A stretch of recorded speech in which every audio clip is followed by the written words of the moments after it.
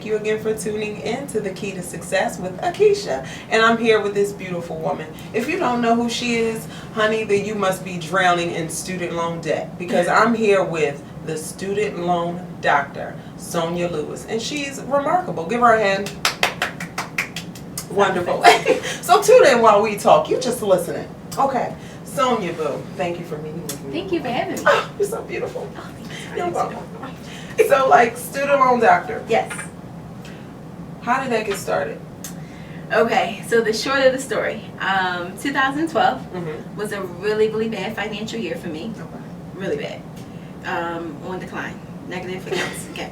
That bad. Don't want to go back there ever. So in 2012, I realized that something wasn't quite right with this financial picture. I felt like I made pretty good money. Mm-hmm. And I liked nice things, but every time the check would come in, about 2 days later, it was negative. Oh, the no. account. I I thought somebody was eating the money. Yeah. So I realized it's me and I have a spending problem, Mm-hmm. and I didn't know where my money was going. So I put myself through a class called Financial Peace University through Dave Ramsey's program, Okay. and I took it at Epiphany Fellowship, a church here in Philadelphia. Now I just want to say that I am not a member of Epiphany Fellowship, and I love them dearly. I just kind of showed up. Nice. Okay, I don't think the Lord said to turn me away.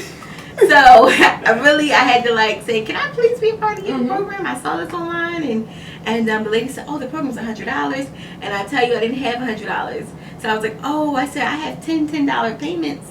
So I'm up here making agreements with the church. Okay. So long story short, I was able to pay off the program before the class was over, and they took a risk because I literally came out of nowhere and asked to be a part of it, but I feel like I had to be there. Yeah. So I'm in this program, and we're going through 9 weeks of how to handle your money God's way. And at the end of the program, towards the tail end of the program, I should say, once we got a chance to know each other, Mm-hmm. people were like, well, I don't know what to do about my student loans. And so that's my actual professional background, counseling adult learners on student loans, financial aid overall, Mm-hmm. how to make a good, savvy decision coming into college. And so I had already been doing this work and knew Mm-hmm. what to do, what to look for, how to advise people. So after church, I would sit down with people in the basement of the church and talk about their loans. I feel like I was doing like premarital counseling. There was a couple couples there. They were like, "Oh, we're about to get married, but he has this much in debt, and I have this much, and together we have this much." I'm like, "Well, this is what you need to do." Mm-hmm. So it was going on for a while, and then they referred me to one of their friends outside of the church, and that way I could do it. But now I didn't say this was paid. Now listen, I didn't say it's paid. I said this is the Lord's work. He's doing the Lord. Okay, I was in the Lord's work, yes. And then I want to fast forward, and then the Urban League here in Philadelphia, next Philadelphia, it was birthed in that room. Okay. So again, there was a guy who came to talk to us, Mm-hmm. millennials in particular, about finances. Okay. And I was getting very mad. And I actually have a very easygoing disposition, Mm-hmm. and I don't get mad about a lot of things. But I was getting really mad because he was not talking about student loans. I'm like, so we just not going to address How do you this? just skip over This is that? an issue in the community, so I'm going off in my mind. And so I had to throw out a question that he didn't have the answer for. Him and I are friends today, so if you see this video, it's all in love. So I apologize later. And then so I threw out the question. He was like, well, do you have the answer? I'm like, matter of fact, I do have the answer. So I gave the answer to the group. So now I'm adjusting myself and I'm talking to the group. So I take over the event. Okay. Okay, that's how it goes. I didn't mean to. I was just passionate about what I wanted to share, and I felt like they're not going to get this information. So fast forward, a group comes to me after, like lining up after to talk to me. I'm like, what are you going to talk about? They're like, well, how much do you charge? I'm like, and if you could edit this and put a little light bulb right there, that'd be great. Okay. So Note to self. there was a little light bulb moment. Mm-hmm. So then one of my friends he was kind of like in the meeting as well. And he's like looking at this. He's like, I want to sit down with you and help you flesh this idea out. And I'm like, well, I don't know if I want to sit down with you because I don't want to pay you. It's very cheap. So he was like, well, just feed me. I said, well, I can feed you. People fed me could do it, but I'm thinking this is what people do. I don't know. Yes. I'm still not really thinking business. So we sit down and we start talking about Sonia, and Sonia's a brand. And he's like, one day you could be an author, which is funny because I have a book now. So all these things we put out on paper into fruition. So, one thing about me is if you make it really clear for me, I can go and execute the idea. I just never had thought to make it an idea.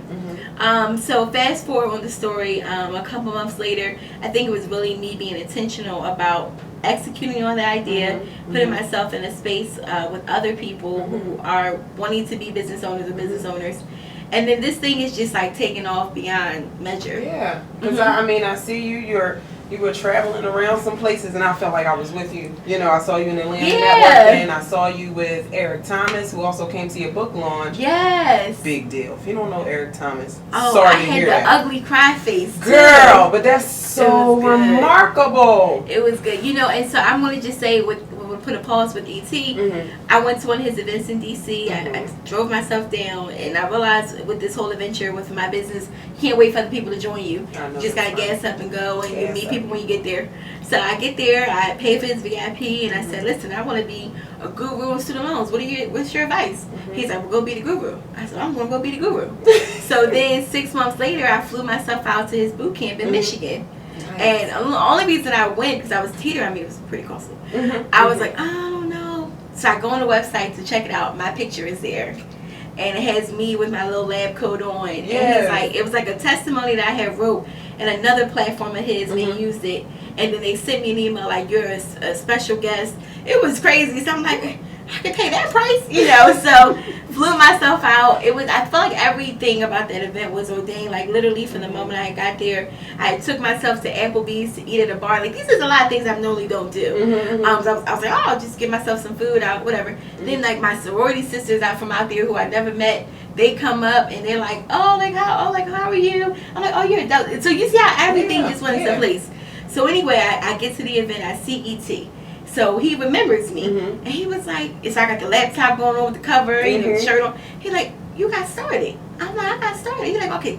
So then he's like, what do you do again? So I told him, so then he did like this little endorsement, and then I feel like he like put a stamp on it, and it just like, it popped. That is so It did, and I was just like, this all went from me listening to him on a mixtape, encouraging myself, because I always tell people I found E.T., Eric Thomas, and Dave Ramsey at the same time. One was talking about my money, and one was talking about my life. The two of them together is all I listen to every day, all day. Something was going to change, because that's all you put in your system. What are you listening to? And so the money was getting better, and then my personal life was getting better, or things that I was thinking about myself. That's dope. So it was good. It was good. I mean, it's nothing greater than hearing somebody actually doing what they're teaching other people to do. Right. You know, because you can't be a sick doctor or a dead doctor. You know what I mean? And not getting out of your own stuff. And I always tell people, even to this day, like, I got some stuff still going on, but I'm getting out of it. We're not going to be here in a few more years. Come back again. And then it'll look a lot different, you know, because if you wait until things are perfect to get started, we'll never get started. So if I was to, and I have student loans, I'm finishing my doctorate, I told you that. I'm not continuously borrowing, but I have to pay the ones I have. If I was like, you know what, I'll start this program when they're all paid off, well, I'll be about 60, I don't know. No, the goal is like, I'm not about 40. So the point is, if I would have waited to start something that my community, people that look like me, that resonate with me, needed this, then I would have been waiting. That's so true. And when you said everything doesn't have to be perfect to get started, I think you wrote that on social media one day, or somebody wrote it, and I saw it, and I was like, you know what? Yep, you're absolutely right, because people find you. Yes. And I'm going to slide this over. Oh, yes, darling. All your attention. So I have the easiest website for you to remember in life. The website for the book is studentloanworkbook.com. studentloanworkbook.com. I didn't even realize that it was available, so I said, really? That's because it's not one out there to help you. So it's a 12-month guide to walk you through repayment. I really focus a lot on budgeting and where's your money going. And then each month is a principle of student loan topics that you need to know. Oh, nice. So it's really, really good. It was something that I wanted to work in myself, because I don't want to do anything I don't want to work in. And I didn't want to write a book just yet. I'm not ready for a theoretical book on it, because I don't know if I would want to read it. So I do have another book coming out, but it's not going to be predominantly on this. What I'm really interested in starting the conversation on why as African Americans we have the most spending power in our country, but we start over at every generation. Every generation we start over. That's a real panel discussion too. Like it is. So that's where that's going with that. But to find me though, the Student Loan Doctor, spelled out, the Student Loan Doctor LLC.com. On Instagram, the Student Loan Doctor, and Twitter, someone took my name, but _Student Loan Doc. But all my information to the main website is there. It's very, very seamless. I always tell people, just book a consultation.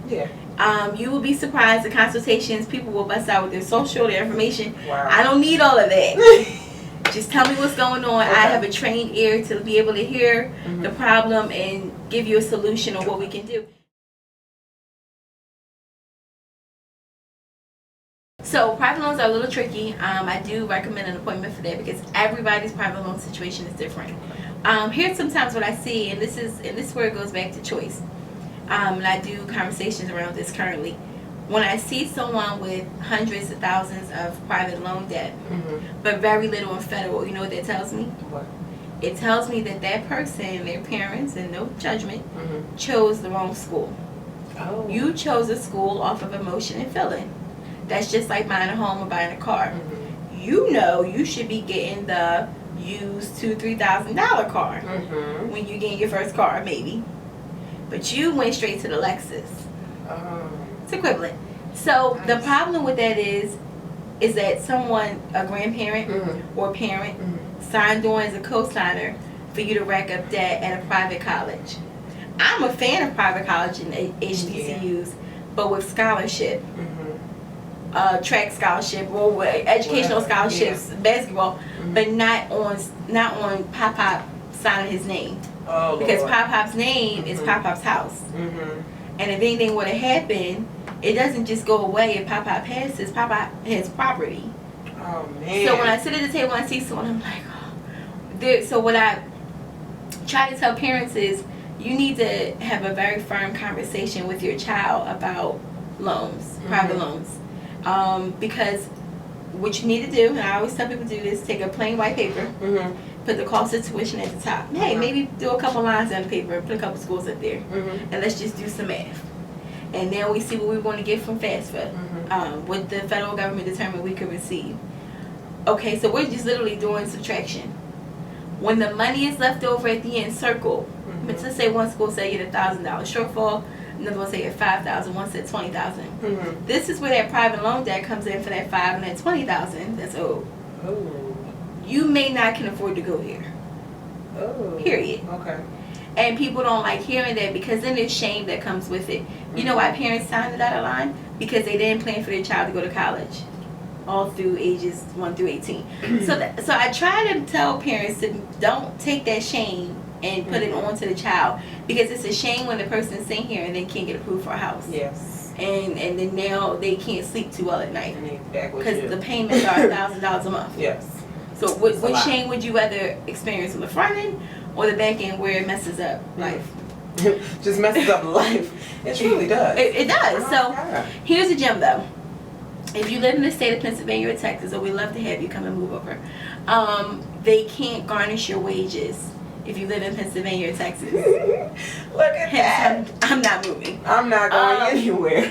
If you live across the bridge, I have a young lady I work with who lives in Camden. I said, girl, come on across the bridge.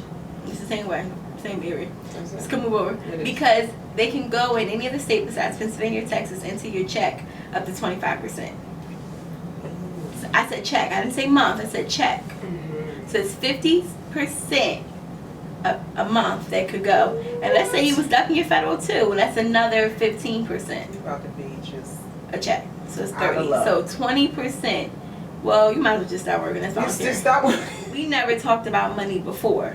It's very taboo. It is taboo. But not anymore, honey bunnies. We're talking about money and how to pay it off and how to keep more of your own and budgets and everything that's important. Because if you don't handle it now, your life is over. Thank you, Sonia, the student loan doctor. Check her out. Look, we already told you. Find her everywhere. Okay, the student loan doctor LLC.com. Make sure you have the, because if you just put student loan doctor, you're going to be like, oh no, they lying. She's not even on here. It's not real. It's the, okay, the student loan doctor LLC.com.